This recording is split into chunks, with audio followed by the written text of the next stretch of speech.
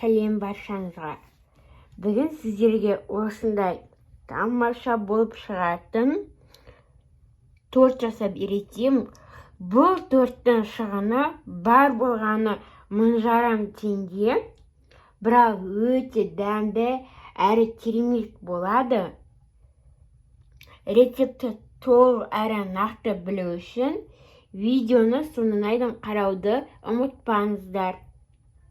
Бізден алдымен бисквитін пісіретін боламыз. Ол үшін бізге жұмыртқа керек, қант, және де мұнда бізде какао, ұн және де қопсытқыш алдын ала араластырып дайындап аламыз. Және де су керек болды. Судың температурасы маңызды емес.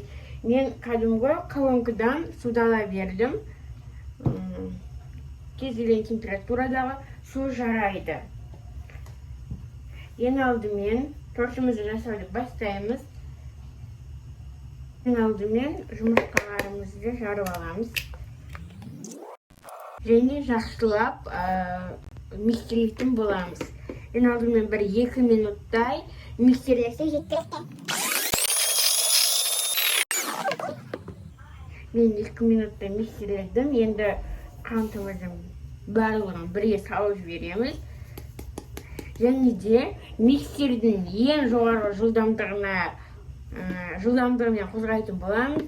Яғни 5-7 минуттай кететін болады. Толық, яғни жұмыртқамыз әппақ болғанша миксерлеуіміз керек. Мінекей біздің массамыз осындай әппақ болып 2 есе көтерілу керек. Ендігі кезекте суымызды қосамыз. Жақсылап 10 секундтай бір араластырып аламыз.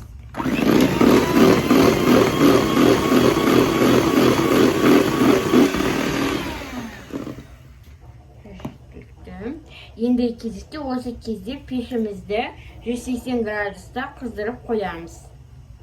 Ендігі кезекте ұнымыздың барлық бөлігін саламыз, яғни бөліп салмаймыз.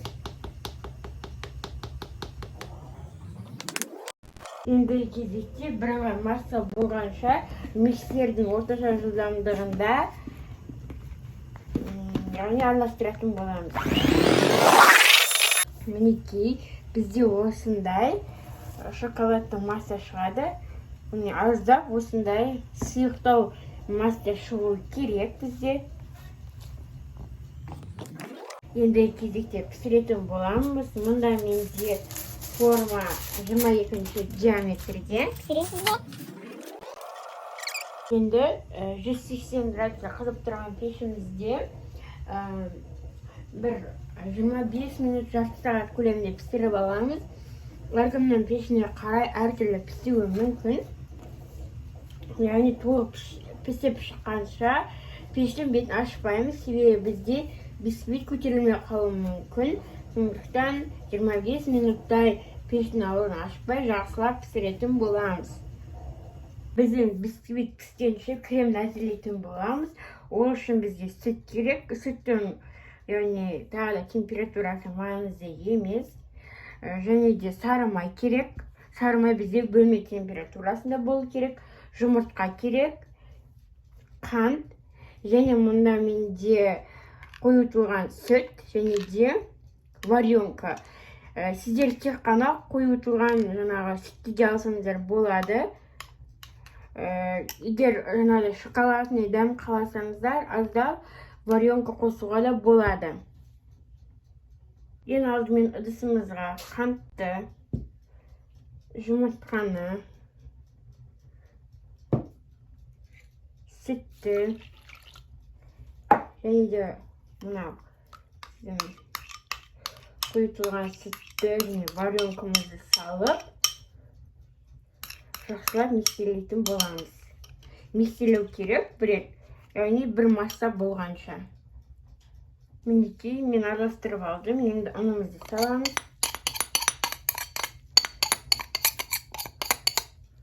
Енді тағы да жақсылап миксерлейтін боламыз. Бізде қайнатпалы крем болады, және қайнатылып жасалатын. Енді біз ұн қостық, жұмыртқа қостық.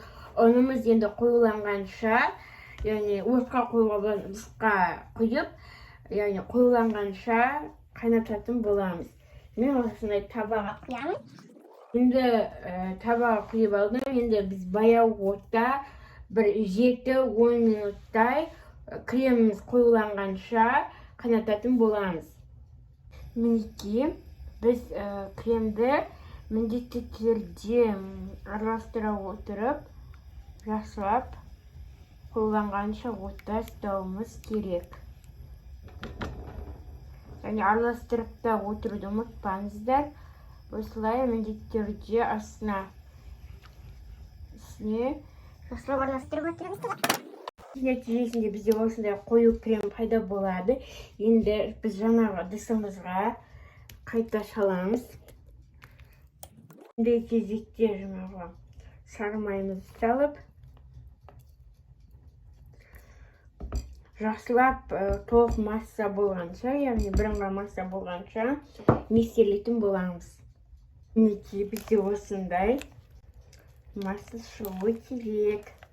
Енді біз бұны толықтай суытып қоюымыз керек. Тортқа жылы күйінде жақпаймыз. Толықтай суығанда крем тағы да біраз қоюланады, және де крем толық дайын деген сөз. Неке бізде крем дайын болам дегенше, бізде коржа толықтай пісті. Неке осылай жағып көргенде бізде сулы болып шықпау керек. Менде осындай құрғақ болып шықты. Ендігі кезекте коржды да толықтай суытатын боламыз.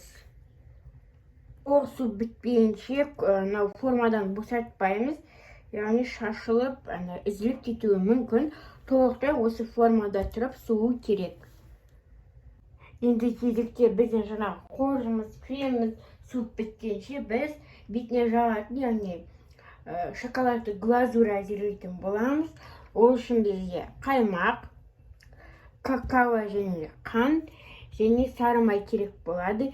Осы жердегі қанша граммнан қолдандым және қанша граммнан кетті бәрін видеоның астында міндетті түрде жазып қалдыратын боламын.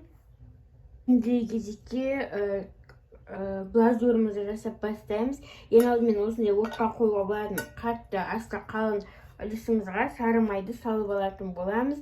Және де сары майды ерітеміз. Толық ерітпейміз. Енді кезекте менде арасында қалды. Енді қаймағымызды қосамыз. Және де қантымызбен какаоымызды қосып, бір масса болғанша араластыра отырып, отта ұстайтын боламыз. Неке дайын болды. Бізде дәмі өте ерекше болады. Яғни қаймақ, какао қосып жасалған соң кәдімгі глазурлардан бөлек дәмі, басқаша дәмді беретін болады. Дәмі ерекше. Кезекте тортымызды жасауға кірісеміз.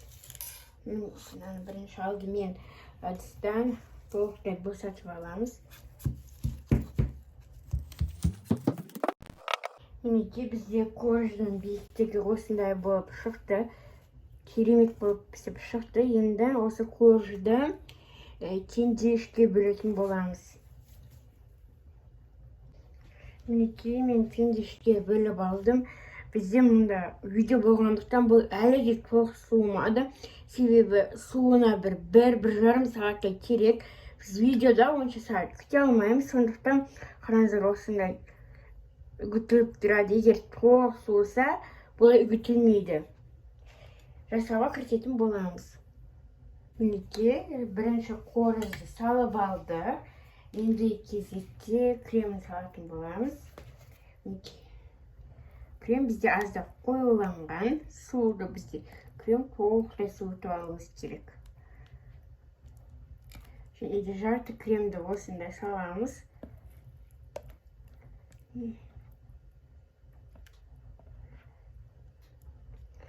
Бізде крем 2 коржға кетеді. Яғни бетінде коржға бізде глазурь. Енді осыны жақсылап түзеліп жайып аламыз. Енді екінші коржды салдым. Енді толықтай барлық кремді осыған саламын. Және де жақсылап равномерный болғанша жағатын боламыз. Мен үшінші қоржында қойдым. Енді жақсылап осылай жасаймыз және де кальцияны жақсылап алып тастаймыз. Енді кезекте сіздер жаңағы өз қалауларыңызша бетін әсемдемей осылай отбасыңызға сынсаңыз да болады. Өзіңіздің қалауыңызша немесе яғни бетіндегі әсемдік керек болатын болса, жаңағы жасаған глазурмен қазір әсемдейтін боламыз. Артық кремдерін жағып немесе алып тастаймыз. Воля торт дайын. Өте керемет болып шықты. Мінекей, мен бетін қатырылған шиемен және де осындай сары тортқа арналған жылтырақтарымен әсемдедім. Рецепт өте оңай әрі өте дәмді торт болып шығады. Рецепт ұнаса видеоға лайк басып, каналыма тіркеліп кетуді ұмытпаңыздар.